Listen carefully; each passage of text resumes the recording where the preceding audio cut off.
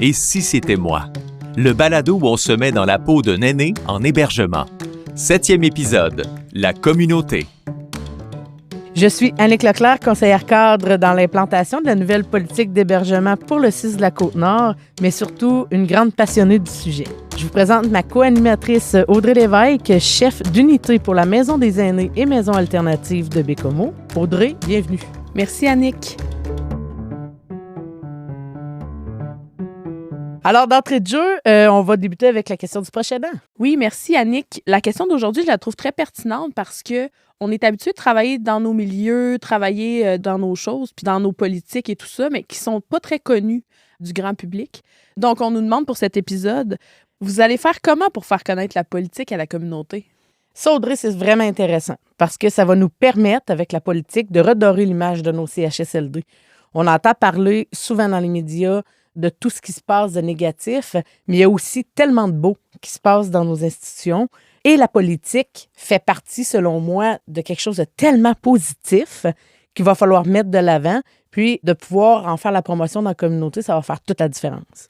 Tout à fait. Quand tu parles de qu'est-ce qui se passe de beau, il y a beaucoup de gens qui viennent dans nos CHSLD, que ce soit des proches, des familles, des bénévoles, que ce soit nos employés aussi qui vont faire des activités à l'extérieur avec les résidents. Donc, la communauté prend déjà une grande place. Puis je pense que c'est pas assez reconnu comment ça a des effets positifs aussi que les personnes qui sont en hébergement puissent continuer à avoir un certain rôle social dans la communauté. Je pense que la politique va nous amener un petit peu plus loin là-dedans aussi. Qu'est-ce qui peut être fait là, au niveau de la communauté? Quel partenariat on peut faire avec les différentes institutions, les différents organismes, que ce soit des activités intergénérationnelles avec des écoles, avec des garderies. Donc, il y a plein de choses comme ça qui peuvent être faites qui seront vraiment bénéfiques. Je pense que c'est important de décortiquer le mot communauté dans le sens où il y a la communauté qui peut participer à nos milieux, mais il y a aussi les gens de notre milieu qui peuvent participer à la communauté. J'ai envie que tu me parles aussi un peu du volet adulte qu'on a dans nos CHSLD. Oui, en effet, Annick, c'est un peu méconnu, mais dans nos milieux, que ce soit les CHSLD ou les maisons des aînés alternatives, on a des adultes aussi, qui sont des personnes qui sont pas aînées et qui n'ont pas des profils gériatriques, mais qui ont des grandes pertes physiques dues à, par exemple, un accident de voiture, un traumatisme crânien. Ces personnes-là ont des grands besoins de soins physiques, mais qui n'ont pas beaucoup de pertes cognitives ou pas du tout, en fait. Ces personnes-là arrivent en CHSLD, ont des co-chambreurs ou des colocs, qu'on pourrait dire, qui sont aînés, qui n'ont pas les mêmes intérêts, qui ont plus de pertes cognitives. Donc, ça peut devenir difficile pour eux de garder un lien avec la communauté, puis aussi d'avoir des activités là, qui répondent à leurs intérêts et tout ça. Donc, ces personnes-là désirent davantage garder un lien dans la communauté. Il y en a qui vont sortir pour aller à des centres de jour. Il y en a qui vont sortir aller magasiner. T'sais, ils ont des fauteuils électriques, par exemple. Ils ont des pertes physiques, mais ils peuvent quand même aller magasiner. Donc, ces personnes-là gardent un lien plus grand avec la communauté, gardent un lien social plus grand. Donc, c'est important aussi de ne pas oublier ça. Audrey, j'ai envie de faire le pont sur quelque chose parce que ce que tu viens de dire est important.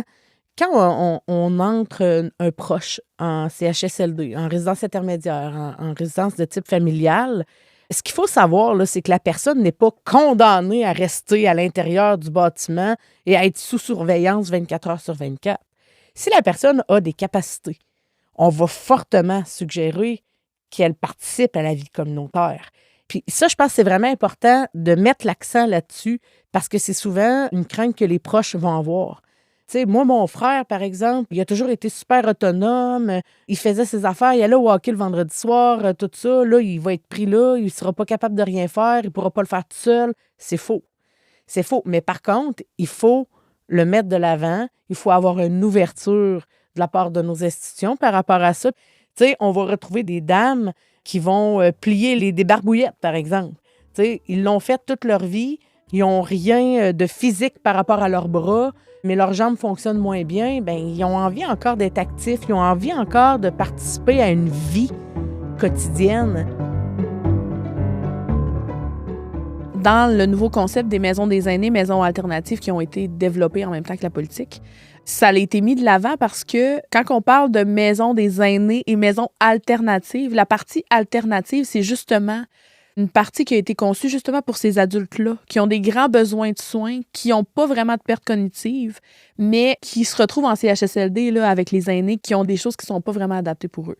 Il y a vraiment une unité spécifique, si je prends la Maison des aînés alternative de Baie-Comeau, qui est dédiée, qui a été un petit peu faite différemment des autres unités, justement pour les fauteuils puissent rentrer en dessous des comptoirs, qu'ils puissent plus facilement accéder à tout ce qu'ils ont besoin, mais qui peuvent aussi être avec des gens qui ont des conditions similaires, qui ont des profils similaires, puis qui peuvent avoir aussi des discussions qui sont intéressantes, qui vont être enrichissantes, et que le mode de vie va être un petit peu différent, qui vont justement pouvoir avoir leur carte pour pouvoir sortir quand ils veulent, aller se promener, aller à l'école. Il y en a qui vont continuer à aller à l'école, il y en a qui vont avoir du travail. C'est vraiment quelque chose qui a été mis de l'avant. Puis ces unités-là sont spécifiquement pour ces gens-là qui vont en CHSLD, mais qui ne devraient pas y être, en fait. Il y a un projet, d'ailleurs, qui a été mis de l'avant quand on parle de communauté, qui est vraiment intéressant. C'est des jeunes qui sont allés en CHSLD, qui ont fait à manger avec des gens du CHSLD et qui ont repris cette nourriture-là, ils l'ont donnée à un organisme communautaire qui venait en aide aux gens à faible revenu. Quand on parle de l'implication d'une communauté, dans la communauté, par la communauté, je pense qu'on est dedans. Hein? Oui, On est effectivement. on est vraiment dedans. C'est magnifique comme projet. C'est un projet qui a été mis de l'avant par une éducatrice spécialisée qui pourrait facilement être promu à bien d'autres CHSLD et à bien d'autres résidences intermédiaires ou RTF. Là. La place de la personne âgée là-dedans était vraiment valorisante parce qu'on lui demandait son expertise pour faire de la cuisine avec des jeunes.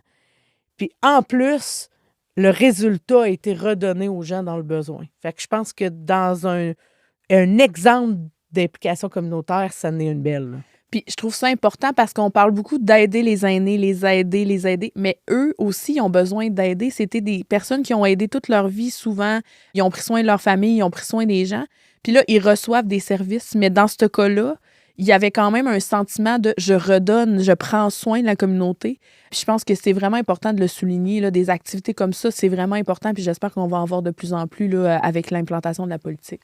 Ça l'amène aussi d'autres... tu sais, comme par exemple, il y a la Fondation Sony qui fait partie, nous autres, partie intégrante du CIS de la Côte-Nord, là, dans différents CHSLD. On a des jeunes. La Fondation Sony, c'est une fondation qui a été créée pour souligner le travail des jeunes auprès des aînés.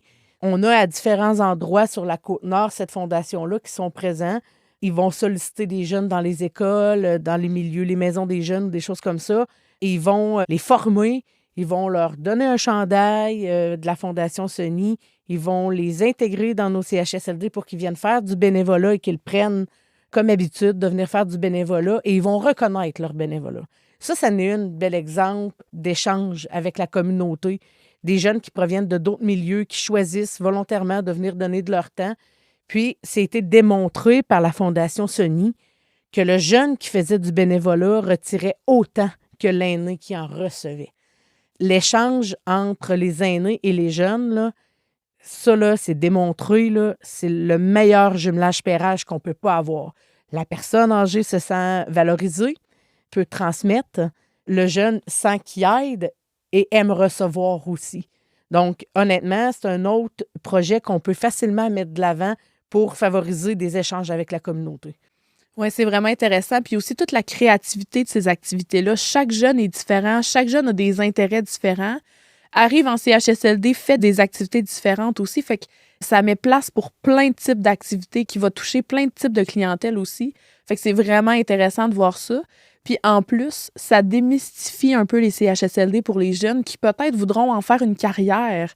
Tu sais, quand on pense qu'on s'en va à l'école en sciences infirmières ou même en médecine, ou c'est pas la première idée qui nous vient. Moi, je veux aller travailler en CHSLD parce que justement, on l'a dit tantôt, c'est un peu négatif l'idée qu'on a des CHSLD. Mais ça permet de voir une autre facette. Puis peut-être que ça va leur donner goût aussi de travailler dans ce domaine-là.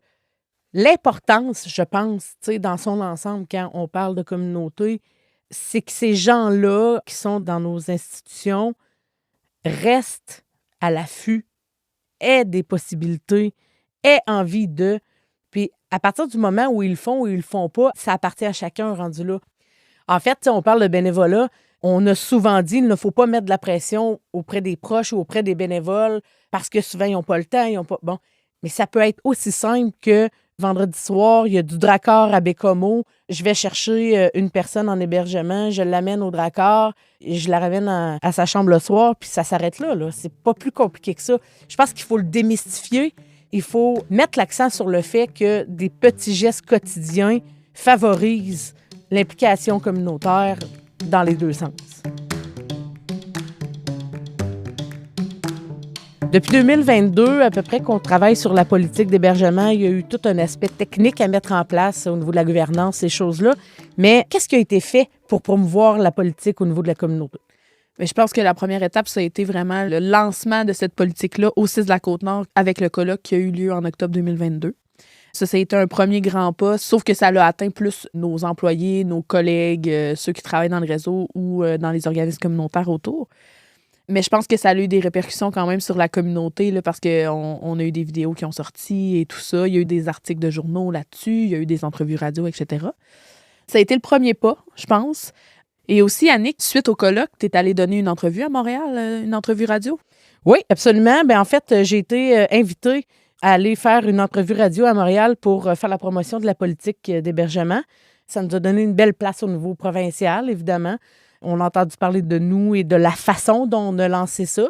Ça l'a aussi mis, évidemment, un petit peu de pression parce qu'un moment où tout le monde sait que tu le fais, il faut que tu le fasses. Hein? Il faut que tes bottines suivent tes babines, comme on dirait bien. On commençait à entendre parler de nous autres de différentes façons. On a commencé à entendre parler de plus en plus de la politique. Et ça nous a amené aussi à faire toute la tournée de la Côte-Nord en partant des Bergeronnes, aller jusqu'en Basse-Côte-Nord pour aller rencontrer toutes les équipes de travail, mais aussi les comités d'usagers, les comités de résidents, l'ensemble des gens qui gravitent autour de nos CHSLD.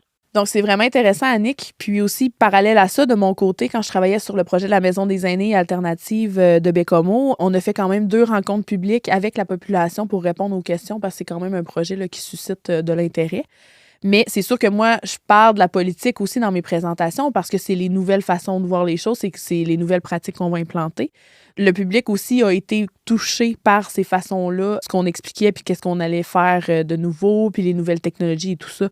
Je pense que ça l'a fait aussi connaître la politique à ce niveau-là, mais plus de façon locale que provinciale. Oui. En fait, Audrey, ce que ça me dit, c'est que, étant donné que c'est un projet qui est évolutif, la politique d'hébergement va devoir évoluer tout au long des années à venir. Il va aussi falloir rencontrer à nouveau l'ensemble des acteurs de notre communauté.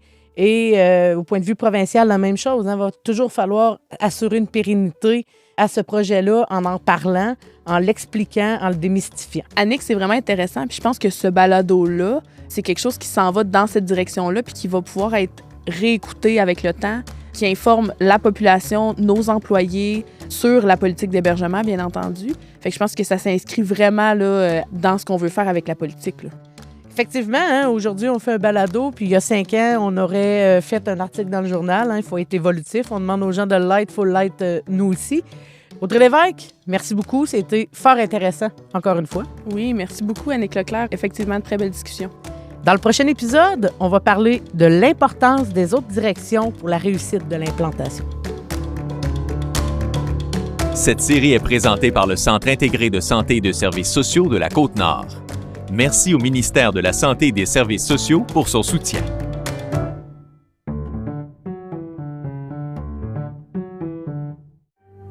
Phonique. Le fin son de l'histoire.